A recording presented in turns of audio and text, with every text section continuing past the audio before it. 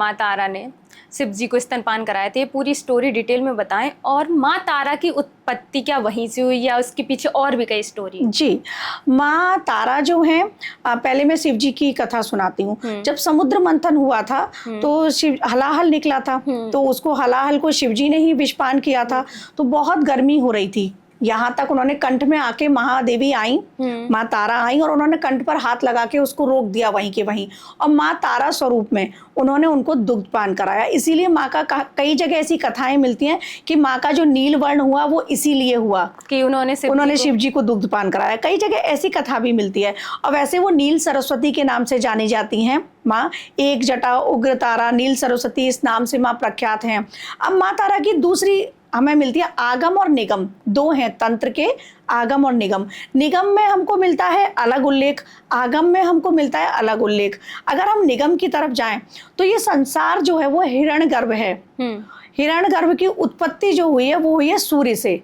तो माँ तारा जो है वो सूर्य की शक्ति बताई गई है, जो उग्र तारा है। तो वो सूर्य की शक्ति, पुरुष शक्ति जिसको कहते हैं, वो माँ उग्र तारा है। सूर्य की ही रश्मियों से माँ के कलर चेंज होते हैं। आपने देखा होगा लाल तारा है ना, ग्रीन तारा, ये बुद्धिज्म में हाँ, तो वही बता रही, वो अलग अलग तारा जो है ना वो सूर्य की रश्मियां उन पर पड़ रही हैं, उग्र तारा पर, और अलग अलग स्वरूप हो गए। तो निगम में इसका वर्णन अलग है और आगम में इसका वर्णन अलग है। तो निगम के अनुसार ये हो गया, आगम के अनुसार वो 10 महाविद्याओं में ही तारा हैं, वही नील सरस्वती है, वही एक जटा है, वही उग्र तारा है। अब माँ तारा का जो है ना, माँ तारा के भी आपको बताती हूँ 3 पीठ हैं। तारापीठ को सभी जानते हैं, लेकिन मैं बताती हूँ 3 नेत्र माँ के थे। अब 3 नेत्र में जो पहला नेत्र गिरा वो तारापीठ हो गया, तारापीठ में गिरा। दूसरा है बिहार में सहरसा एक जगह, वहां पर है माँ का दूसरा नेत्र जो गिरा है। तारा क्या है, आंख में जो है ना तारा का अर्थ, तो वो भी है, नेत्र गिरा था। और अक्षोभ्य शिव नाम से एक जगह है सोनभद्र नदी हिमाचल में, वहां पर तीसरा नेत्र गिरा है माँ का। तो इस प्रकार से 3 नेत्र गिरे हैं। अक्षोभ्य शिव के बारे में बहुत कम लोग जानते हैं, लेकिन परशुराम जी जो थे हमारे, परशुराम जी ने वहां पर सोनभद्र नदी के तट पर अक्षोभ्य शिव की साधना भी की, और वहां पर सहस्त्रबाहु जो थे उनको फिर परास्त भी किया था।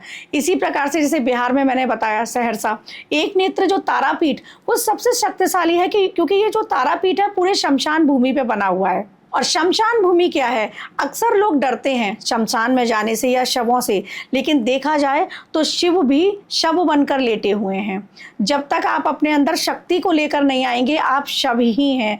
जब तक आप अपने अंदर ज्ञान को लेकर नहीं आएंगे तब तक आप शव ही हैं। हर मनुष्य या पशु में भेद किस चीज़ का होता है, बुद्धि का, विवेक का, क्योंकि पशुओं के पास वो नहीं होती है। और शव क्या है, उसके अंदर चेतना नहीं रही, चेतना आते ही वो शिव बन जाता है। कोई भी मनुष्य, आप या मैं या हमारे व्यूअर्स, अगर हमने अपने अंदर ज्ञान की चेतना का प्रवाह कर दिया और हमारे अंदर जो कौशल है, बुद्धि कौशल है, उसको सही प्रकार से रखना शुरू कर दिया, तो हम भी शिव बन जाएंगे, शिव तुल्य हो जाएंगे। या हमने कल्याण करना शुरू कर दिया, शिव का अर्थ कल्याण भी होता है। तो वो पूरे शमशान भूमि पे बना हुआ है तारापीठ। और तारापीठ के बारे में कई सारी कथाएं भी प्रचलित हैं। बहुत ही शक्तिशाली पीठ है ये। तो ये कहाँ पर है? तारापीठ जो है ये आपको बंगाल में मिलेगा, पश्चिम बंगाल में है तारापीठ। तो हम जैसे आपने बताया तारापीठ और माँ का नेत्र गिरा था यहाँ पर, तो ये तो पुरानी स्टोरीज हैं कि माँ सती का नेत्र गिरा, लेकिन आज जो मंदिर है उसको भी किसी ने बनवाया होगा। मंदिर को कब और किसने बनवाया, और मंदिर की थोड़ी और जानकारी हमें दें। बिल्कुल, वहाँ पर एक कथा प्रचलित है और एक सन्यासी हुए थे। जैसे माँ काली के बहुत बड़े भक्त जो थे, रामकृष्ण परमहंस जी सभी जानते हैं, ऐसे ही माँ तारा के परम भक्त थे बामा खेपा जी। वो बचपन से ही ना, खेपा का अर्थ होता है, उनका नाम बामा चरण था वैसे, खेपा का अर्थ होता है विक्षिप्त, थोड़ा सा पागलों जैसी सनक रखना या पागलों जैसा हरकतें करना। तो उनके बचपन में माता पिता ने उनको बहुत अच्छे संस्कार दिए थे। उनकी माँ और उनकी बहन, उनको ऐसा बताया जाता है, कथाओं में है कि उनको रामायण की, महाभारत की कहानियां सुनाया करती थी। बचपन से ही घर में माहौल ये था। तो बामा खेपा जी जो हैं बचपन से ही आसमान की तरफ देखते थे और अजीब हरकतें करते थे, तो उनको लोग खेपा खेपा कहने लगे। अब वहां पर वो करते क्या थे कि जो भी पड़ोसी थे रात्रि में निकलते, उनके घर की मूर्तियां, तस्वीरें ले जाते और नदी किनारे बैठकर जो नदी किनारे ही शमशान है और ये भूमि मंदिर है, वहाँ पर बैठकर वो पूजाएं किया करते थे। तो लोग उनको गालियाँ भी देते थे, कहते थे पागल हो गया, ये तो इस तरीके की हरकतें करता है। बामा खेपा जी के बारे में है कि माँ उनका झूठा खाना भी खाती थी, मतलब उनको वो अपना झूठा खाना भी माँ को खिलाया करते थे भक्ति में। माँ उनकी गोदी में आके बैठ जाती थी और वो माँ की गोदी में, इस तरह की कहानियाँ अलग अलग तरीके से अलग अलग ग्रंथों में ये मिलती हैं। और बामा खेपा जी इतने बड़े साधक हुए कि माँ उनके सामने ना, जैसे कामाख्या की जो मैंने कथा सुनाई थी कि पुजारी के सामने माँ नृत्य किया करती थी, ऐसे ही बामा खेपा जी के समक्ष भी माँ नृत्य किया करती थी। वहाँ एक कथा भी है, एक शिला भी है जहाँ पर माँ आकर बैठती थी। तो बामा खेपा जी उसी मंदिर में साधनाएं किया करते थे, वहीं बैठकर शमशान भूमि में वो साधनाएं किया करते थे। अब घर से जब वो निकल गए और साधनाएं कर रहे थे तो कई लोगों ने वहाँ पर ऐसा भी एक ये भी आता है विवरण कि लोगों ने कहा कि ये पागल हो गया है और इससे बात मत करो, इस तरह की चीजें लोग तो बोलते हैं ना। तो बामा खेपा जी बैठे बैठे मंदिर में माँ को गालियां तक देते थे, ऐसा भी वर्णित है वहां पर, क्योंकि माँ को वो प्रेम भाव में दे रहे हैं। जैसे एक बच्चा होता है ना, प्रेम भाव में अपनी माँ को बोल देता है, और माँ उनके साथ थी, माँ ने उनको आशीर्वाद दिया था। और जो मैं शिला बता रही हूँ, उस शिला पर आके माँ बैठा करती थी, शमशान भूमि में वो शिला आज भी है। तो ऐसी कथाओं में वर्णित है। अब बामा खेपा जी जो थे ना, जब उन्होंने भक्ति करते करते लगभग 80 वर्ष के वो हो गए थे, लगभग तब उन्होंने उसी शमशान भूमि में जाकर समाधि ली थी बामा खेपा जी ने। तो वो बहुत बड़े साधक हुए। जब अंग्रेजी शासन यहाँ पर था अंग्रेजों का, उस समय एक अंग्रेज आए थे और जब वो वापस ले गए तो बताया जाता है कि उनके कैमरे में कोई भी प्रतिलिपि नहीं मिली थी, कोई भी फोटो माँ की नहीं मिली थी। इस तरह की माँ का जो मंदिर है बहुत ही प्रभावशाली, और इसका निर्माण ना राजा ने कराया था। वहाँ के एक राजा थे, उन्होंने इस मंदिर का निर्माण कराया, उनको स्वप्न में आकर माँ ने कहा था। इस तरह की कथा भी मिलती हैं। लेकिन यह मंदिर अपने आप में बहुत ही शक्तिशाली है, क्योंकि यहाँ ना जो ज़्यादातर पूजाएं होती हैं वो वामाचार विधि से होती हैं। दक्षिणाचार, जैसे मैंने बताया कि मैं दक्षिणाचार विधि से जाती हूँ, ऐसा नहीं है कि माँ की पूजा दक्षिणाचार से नहीं की जा सकती, लेकिन वामाचार विधि से बंगाल में ज़्यादा की जाती है। हाँ, वामाचार से। एक स्टोरी मैंने और पढ़ी थी, महर्षि वशिष्ठ जो हमारे हुए, उन्होंने ये मंदिर बनवाया था। बिल्कुल, महर्षि वशिष्ठ ने जो बनवाया था ना, उसका पुनर्निर्माण हुआ, वो विध्वंस हो गया था। महर्षि वशिष्ठ जो है वो सबसे बड़े, अगर मैं कहूँ, बामा खेपा जी की स्टोरी तो अभी मिलती है हमको, लेकिन महर्षि वशिष्ठ जी की तो पुरातन काल से है, सनातन से है। और ऐसा कहते हैं कि भगवान बुद्ध ने उनको बोला था कि वहां जाओ, माँ तारा की साधना करो। बिल्कुल मैं आपको वही बता रही हूँ। हमारे दर्शकों के लिए बताऊंगी कि ब्रह्मा जी के मानस पुत्र हैं जो वशिष्ठ जी हैं, उन्होंने साधना की और साधना करते करते उनको लगा कि माँ मुझ पर प्रसन्न नहीं हो रही है। तो पहले के जितने भी ऋषि होते थे उनको क्रोध जल्दी आता था, तो उन्होंने क्रोध में आके, वो बीज मंत्र था त्रीम, माँ तारा का त्रीम था, ता से तारा तो त्रीम। अब उन्होंने क्या कहा कि ये बीज मंत्र निष्क्रिय हो जाए, उन्होंने श्राप दे दिया। तब शिव जी ने उनसे कहा कि क्रोध में आकर ऐसा मत करो और तुम वहां जाओ, तिब्बत जाओ, वहां जाओ और वहां जाकर उनके सानिध्य में तुम साधना करो।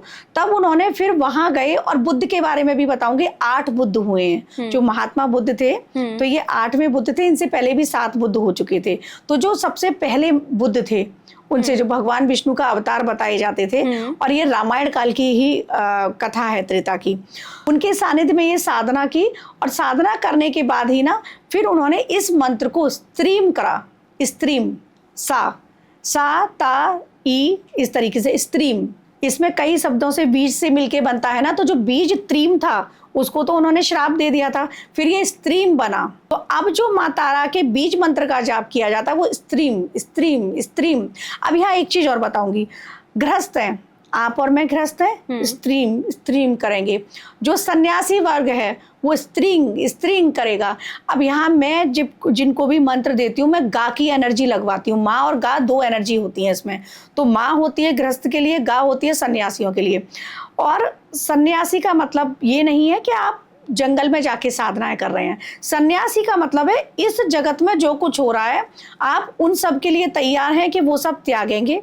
आप अर्थ त्यागेंगे, आप मोह त्यागेंगे, आप काम क्रोध त्यागेंगे, और गा की एनर्जी लगा के फिर गृहस्थ भी कर सकता है। तो स्त्रींग या स्त्रीम ये बीज मंत्र है। अब जो हम बुद्ध की बात कर रहे हैं, ग्रीन तारा का जो है वो ओम तारे तू तारे इस तरीके से है वो मंत्र। तो वो मंत्र अलग हो गया क्योंकि वो पाली भाषा में लिखा हुआ है। जो तिब्बती सारी चीजें लिखी गई हैं ना, वो पाली भाषा में लिखी गई हैं। तो वो मंत्र एक, जैसे हमारे यहाँ शावर मंत्र होते हैं उस तरीके से वो मंत्र है, लेकिन जो बीज मंत्र है वो स्त्रीम है माँ का। तो जैसे आप बुद्धिज्म में भी माँ तारा को बहुत मानते हैं, तो वहाँ पे जनरली ग्रीन तारा माँ, व्हाइट तारा माँ, और जो हमारे यहाँ माँ तारा जो हमारी महाविद्या में से एक है, तो ये जो हिंदू में महाविद्या में से एक माँ तारा है और जो बुद्धिज्म में तारा माँ है, क्या इन दोनों में कुछ सिमिलैरिटी है या क्या डिफरेंसेस हैं? वो एक ही हैं, माँ तारा एक ही है। जैसे मैंने बताया ना कि माँ तारा के ही स्वरूप है एक जटा, माँ तारा का ही स्वरूप है उग्र तारा, और माँ तारा का ही स्वरूप है नील सरस्वती। इसी तरीके से ये फॉर्म है। जैसे मैंने बताया सूर्य की रश्मियों से कलर चेंज हुए, रेड तारा बताया मैंने, ग्रीन तारा बताया है ना। तो ग्रीन तारा बिल्कुल भी अलग नहीं है, वो माँ तारा का यही स्वरूप है।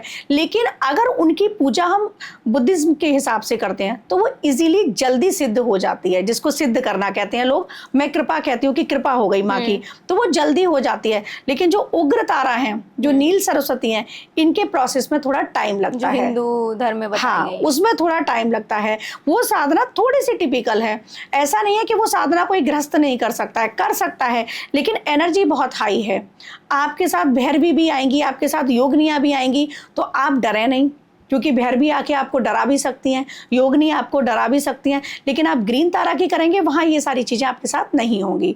और उनका मंत्र भी जैसे मैंने बताया शावर मंत्र की तरह है, तो वो इजीली कोई पढ़ भी सकता है। अब यहाँ स्त्रीम जो मैं बता रही हूँ, और पूरा मंत्र नहीं बता सकती, ये तो बीज मंत्र है। पूरा मंत्र जो जपेंगे हम, तो वो एक भी वर्ड गलत नहीं होना चाहिए। ओम तारे तू तारे में कुछ भी गलत नहीं हो रहा, वो एकदम से आप बोलते चले जाओगे।